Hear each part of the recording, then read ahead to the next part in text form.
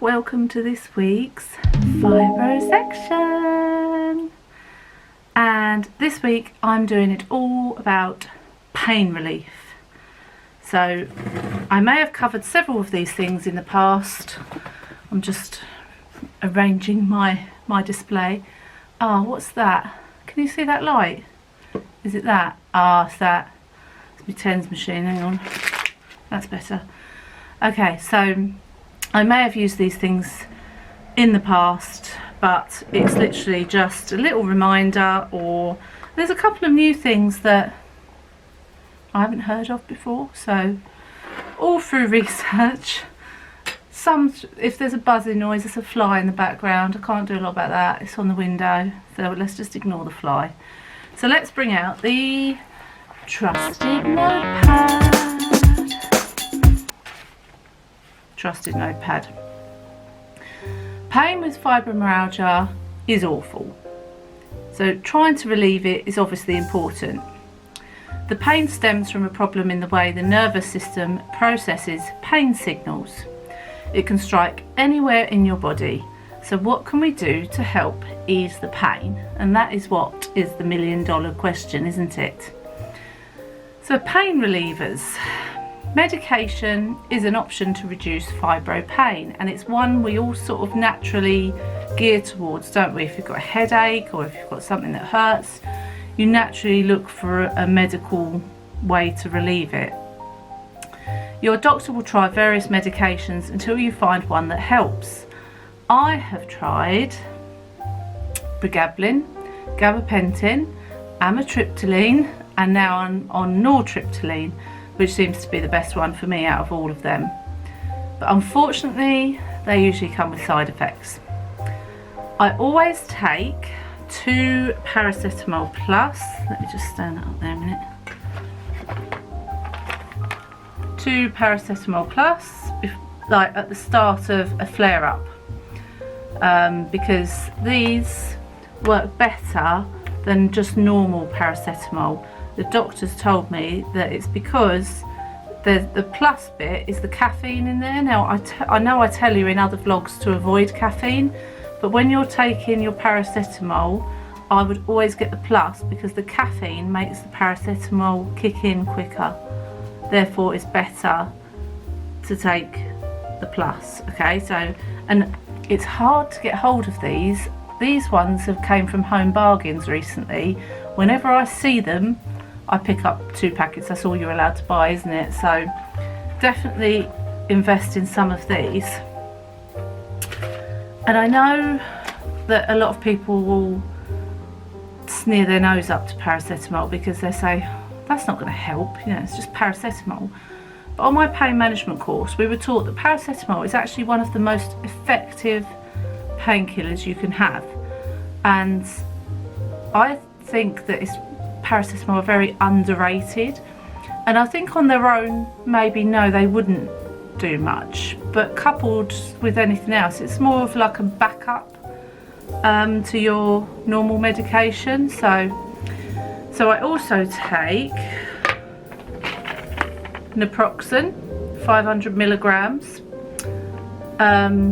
Try to avoid taking this because it can cause stomach issues. I have known people to get stomach ulcers from naproxen and be in hospital with them, so I try to avoid it if possible. So I haven't taken the naproxen for a while, but I have it there as backup if I need it. I also have, just checking my address isn't on any of these, no. So I also have codidromol.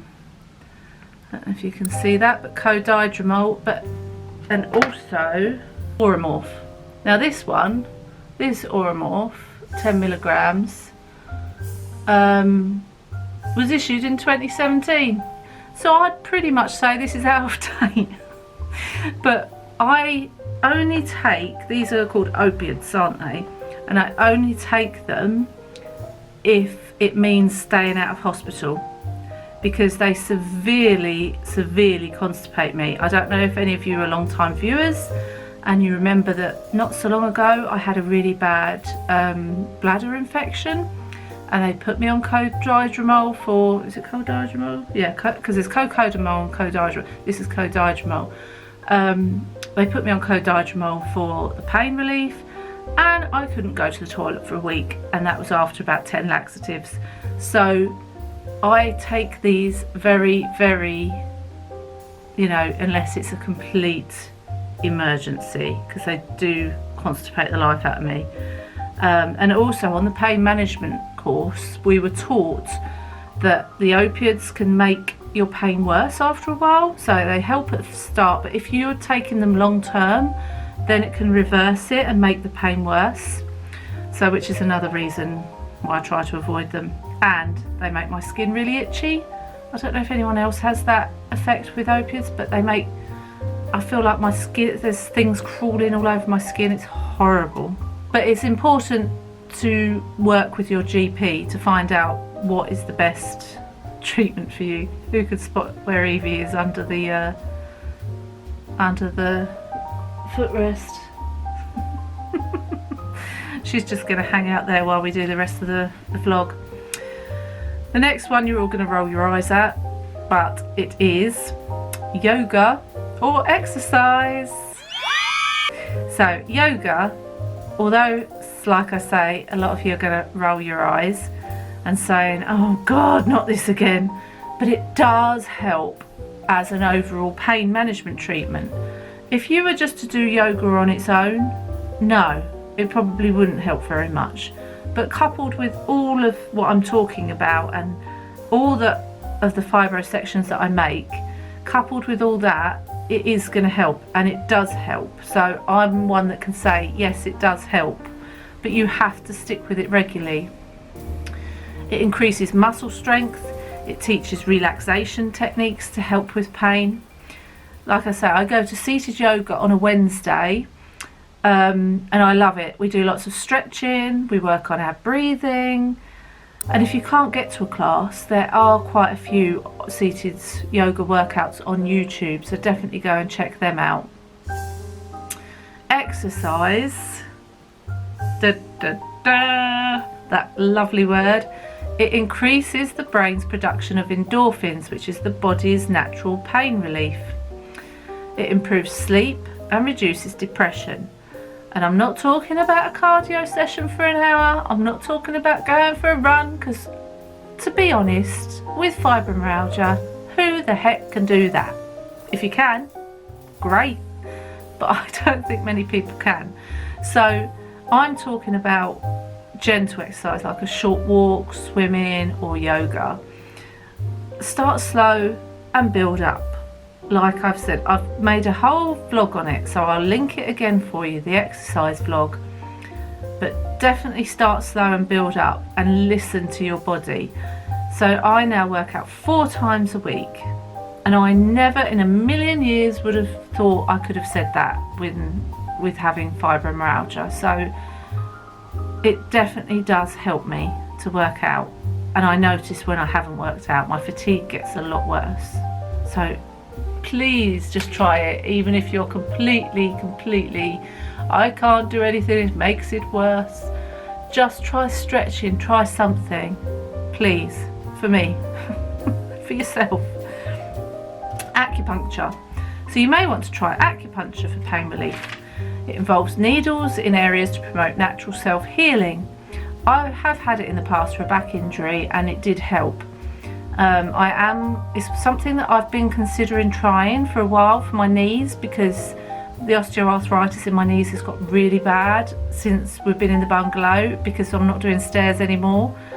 So yeah, it's something that I think I might try in the future, but always make sure your acupuncturist is licensed, so that's very important.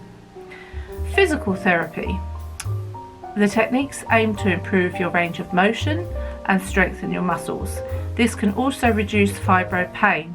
Your therapist will tailor a program to help manage symptoms, and you can be referred from your GP. I'm not sure if you can refer yourself or if it has to come from the GP, so that might be something worth finding out about. But I have had physio on my hips, that was the last one I had.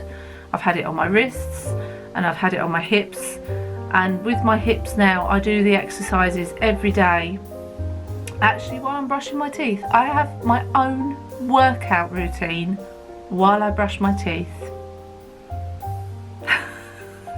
And if you're interested in seeing that workout, let me know in the comments below, because I don't mind showing you my teeth brushing workout. I've done it for years actually, and if I don't do it while I'm brushing my teeth, I feel odd now.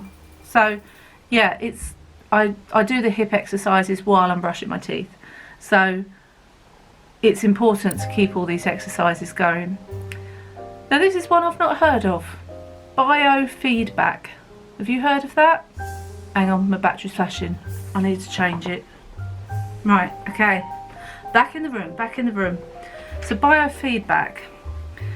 This is about learning how to control your body functions. This can help reduce muscle tension and fibro pain with no side effects, apart from some people feel exhausted after a session. Speak to your doctor to see if you're a good candidate for biofeedback. Have you heard of biofeedback? Have you had it? I'd be really interested to know. Leave me a comment and let me know. But yeah, that's literally all I could find out about it at the moment, but I will be looking more into that because it's something I've never heard of before. Massage therapy. Massages can relax your muscles, improve range of motion, and reduce stress and anxiety. You could experience temporary bruising, swelling and pain, so choose a massage suitable to your tolerance of touch. CBT. The basis of CBT is about helping people set realistic goals. Patients work on identifying dysfunctional thought patterns and developing techniques to manage negative thoughts. These techniques can help you to reduce your fibro pain. When I had CBT, I had to turn every negative thought I had into 10 positive ones. And I can let you into, you know, I have had, I'm going to link my counselling video here now as well, and I've had quite a few different sessions of counselling over the years. And the one when I had CBT was when I had severe postnatal depression after having Poppy. Again, nothing to do with Poppy, it was just the way my brain worked and the hormones reacted when I had her. And I was very, very depressed. And I went in there not wanting to know about anything positive at all. I was like, F positive, I don't want to know about positive. And I've come out of that becoming such a positive person. So from someone that was so negative, like myself, it can work. And I am living proof of it. Heat or ice. So you may find putting heat or ice on the area of pain helps. And I've got an electric heat pad, I will show you. It's all wound up because that's how I keep it. Right, and also Holly nicks it as well. So it's like this. It's just an electric heat pad. This is the make of it. If I can find it, I will link it in the description for you. It has a control setting here, so it turns it on and off, and then this turns up the temperature. It goes from 1 to 5. So if you want it fairly low, you can just put it on 1. If you want it nice and hot, which is usually me, I put it up to 5. But this is also good, like during the cold winter months, when you're trying not to let your body get too cold, because you know when your body gets cold the pain gets worse. So it's also good for keeping warm like that. You can use it in bed. I've got an electric heat pad on my bed, like an electric blanket under my sheet that I use in the winter as well. But this is really good. I think they're about £30, and I couldn't be without this. This goes, like if I go on holiday, this comes with me, and you can put it like anywhere, your back, your feet, your hips, your wrist, your head, anywhere you like. So that's a definite must for heat. If you're going to do both heat and ice, I would try 20 minutes with one, 10-minute break, 20 minutes with the other one. And you can also get microwave heat packs, and then they shape to where you want to put it. They're like got those little crystals in, haven't they? So they're really good as well. Or a warm bath or shower can also help with pain relief. So I'm going to take you through my supports that I use now. I use a variety of supports when I need them due to pain. I have wrist supports. Let me show you my wrist supports. So these are my wrist supports. I'll put one on for you so I can model it. Ouch, that hurt. Oh, it's nice and warm, it's been in the sun. So this is what it looks like on. Get rid of that little thread, I need to cut that off. This is what it looks like. Oh, it's not. That's a good tip if you want it heated late in the sun, if the sun's out. This is really warm now. It feels like I've had a heat pad on it already. So yeah, this is really good because I get a lot of pain in here, I get a lot of pain in here and in my joints. So these are a must for me in the winter, and if you watch my vlogs you'll probably see me wearing these a lot in the colder months.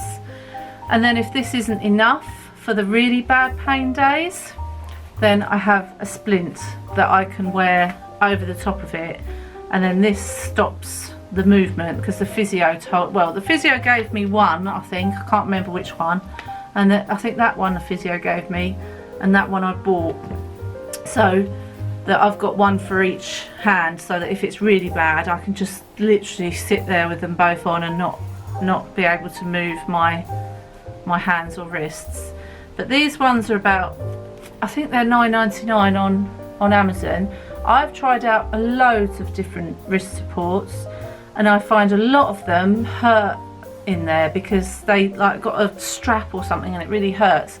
These are so soft and so comfortable, so I'll definitely try and link these below for you. But you do have to measure. I think these are a medium, but you have to measure to see what size you'll need.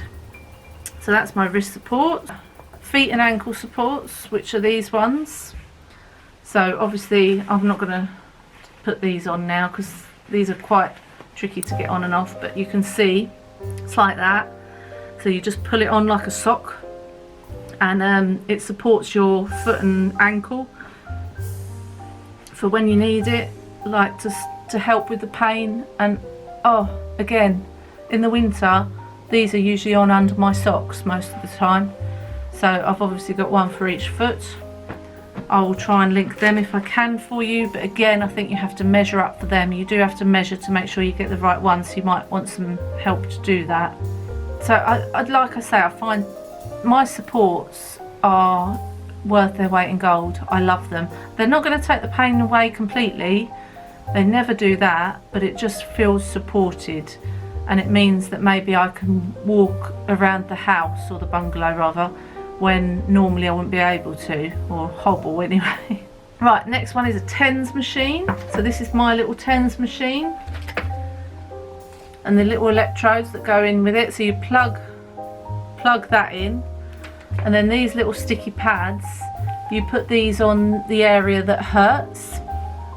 So yeah, attach these where the pain is, but like I say, this is good if your pain is centralised. So if it's in one area and doesn't travel, then definitely use a TENS machine.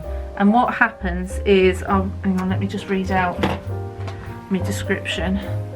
A TENS unit is a pocket-sized device with a couple of cables that attach to electrodes. You stick the electrodes where the pain is, and the device sends a little electrical pulse through the area.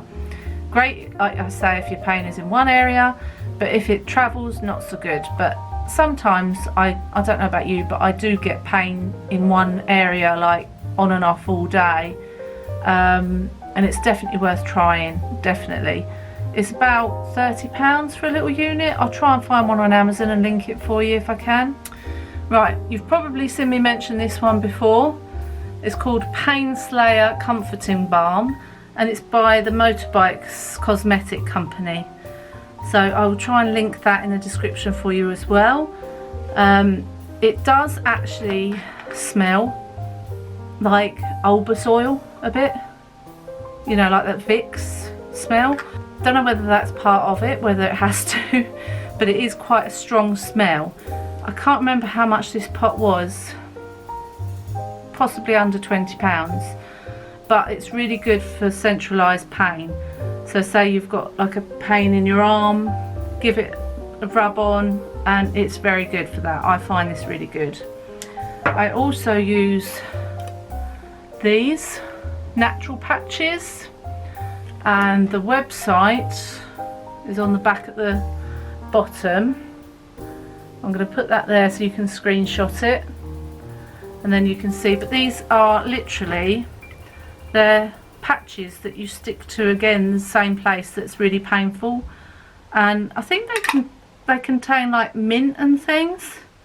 They're very, hang on, ingredients: olive oil, wintergreen, something I can't pronounce, spruce, clove, peppermint essential oils.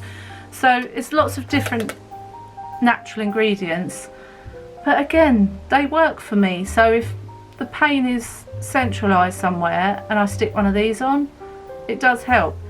The reason I've had these for quite a while is because my pain tends to travel.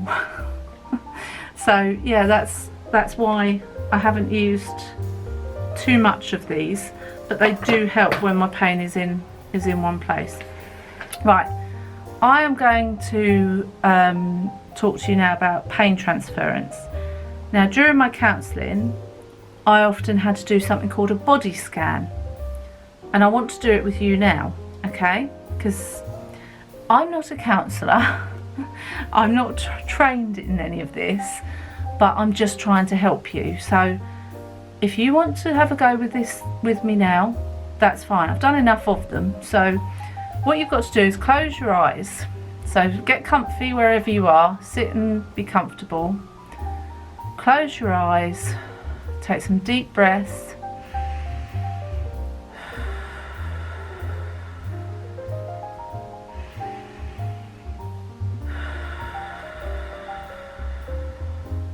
Right, now just sit with your eyes shut and just try and tune into your body. Try and tune into how it's feeling. Try and tune into any different sensations.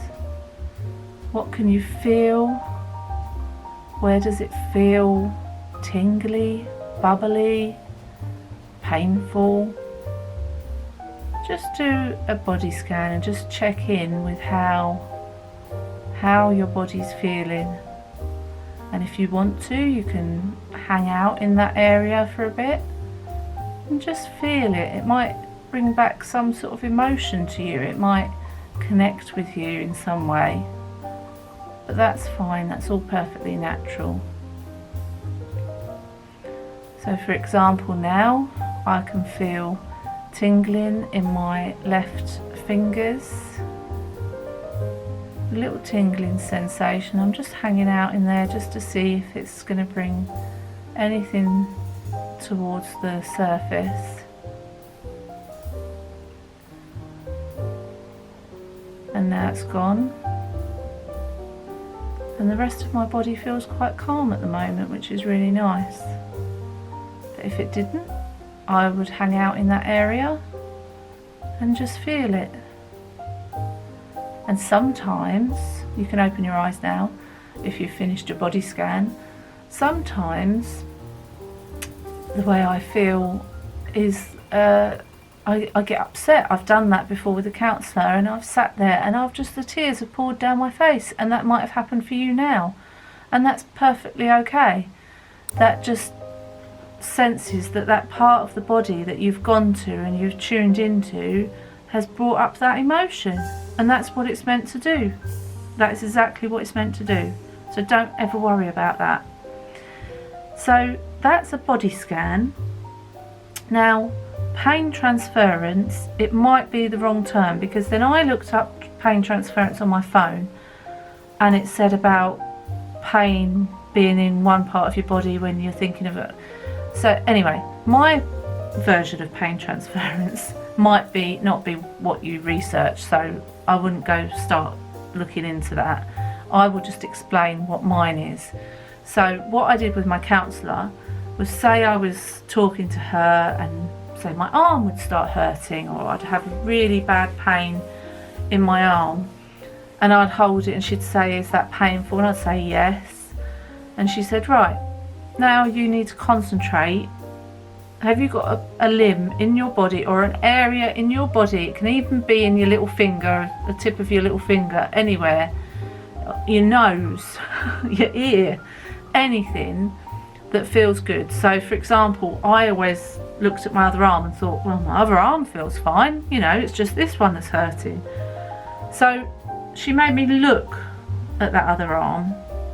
I know if you're looking at your nose, you have to look in a mirror, but look at the part that feels okay and just try and tune into it.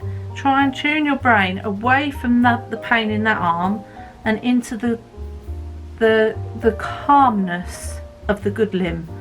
So feel how calm it is, how still it is, how lovely and good that part of your body feels, and just keep looking at it and concentrating on it. And when I did that, incredibly, this pain, although maybe it didn't completely go, but it got a lot better. And then when I took my mind back off of it, the pain started coming back again, because your mind just goes to that pain. So it might be worth something to trying it. If I'm sitting there and I have a part of me that is really painful, I always try to concentrate on another part of me that is feeling really good. Just try it. You might sit there and think, well, that's a load of rubbish, but try it. That's all I'm asking. And it takes a lot of practice, you know. You might not get it the first time. So that's your pain relief section this week for fibro. If you have any good tips on pain relief or items you use, creams, lotions, potions, anything that might help all of us, leave it in the comments section down below, or any mind tricks that you try to do. I know a lot of people like to do colouring and things to take their mind off of the pain as much as possible. So I hope you've enjoyed this section. Give it a big thumbs up, subscribe if you haven't done already, and I'm going to see you all on Saturday for the weekly. Take care, love you lots, bye.